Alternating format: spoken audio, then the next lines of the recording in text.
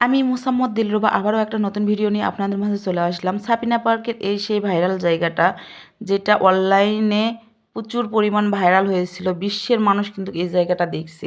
তো এই জায়গাতে আমি প্রবেশ করতে পারিনি, কিসের কারণে জানেন? এখানে ছেলে মানুষের ঢল বেশি ছিল।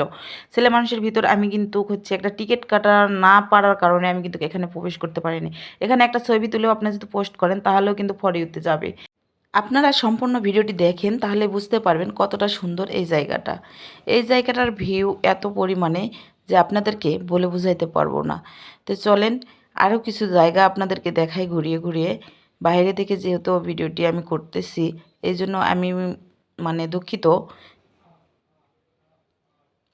কতটা মানুষ দেখেন, ওই যে মানুষ কতটা দেখেন, আমি তো অবাক এতটা মানুষ হবে। আর এটা হচ্ছে রান্নার জায়গা, কেউ যদি পিকনিকের জন্য জানে, এটা রান্নার জায়গা খুব সুন্দর।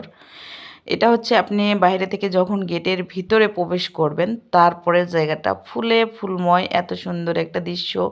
আসলে কি বলবো, চলেন আরও কিছু অপেক্ষা করতেছে আপনাদের জন্য। এখানে কাঁকড়া বানিয়ে দিছে, আর আমার তো ভাই সূর্যমুখী ফুল এতটা প্রিয়, আমি ভিডিওটি না করে পারলাম না। ভিডিওটি আসলে করতেই হলো আমাকে। আপনাদের যদি পছন্দ না হয় এড়িয়ে যাবেন একটু না।